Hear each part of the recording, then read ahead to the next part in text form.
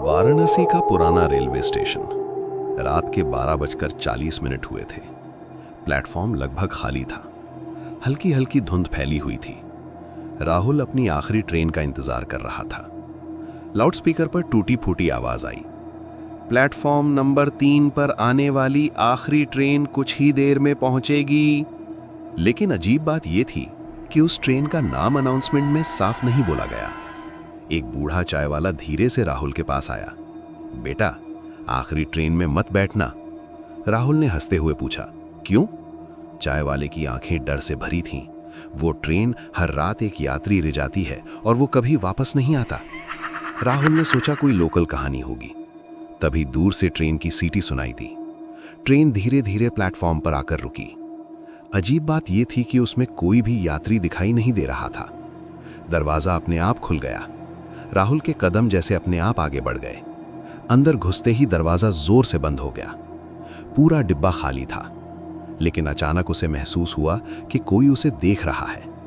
Seat number 13 पर एक परछाई बैठी थी, चेहरा अंधेरे में छिपा हुआ। राहुल का दिल तेजी से धड़कने लगा। कौन है वहां? कोई जवाब नहीं। ट्रेन अचानक तेज रफ्तार से चलने लगी, जबकि बाहर खिड़की से कुछ भी दिखाई नहीं दे रहा था, सिर्फ काला अंधेरा। राहुल ने हिम्मत करके उस परछाई के पास जाने की कोशिश की।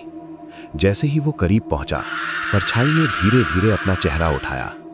वो चेहरा राहुल का ही था, लेकिन उसकी आंखें पूरी तरह काली थीं। तुम यहां क्यों आए? परछाई ने उसकी ही आवाज में कहा। हर रात एक नया यात्री चाहिए। अचानक राहुल को एहसास हुआ, प्लेटफॉर्म पर खड़े लोग उसे देख ही नहीं रहे थे, जैसे वो पहले से ही इस ट्रेन का हिस्सा हों। ट्रेन के शीशे में उसका प्रतिबिंब दिखाई दिया, लेकिन वो प्रतिबिंब मुस्कुरा रहा था, जबकि राहुल नहीं। अचानक ट्रेन रुक गई। दरवाजा खुला। बाहर वही स्टेशन था, लेकिन अब प्लेटफॉर्म पर एक नया लड़का खड़ा था, ठीक वैसे ही जैसे राहुल खड़ा था। राहुल चिल्लाना चाहता था, मत चढ़ो, लेकिन उसकी आवाज बाहर तक नहीं पहुंच रही थी। वो समझ चुका था, अब वो उस ट्रेन का हिस्सा बन चुका था। अब उसकी जगह कोई और लेने वाला था। दरवाजा फिर से बंद हो गया।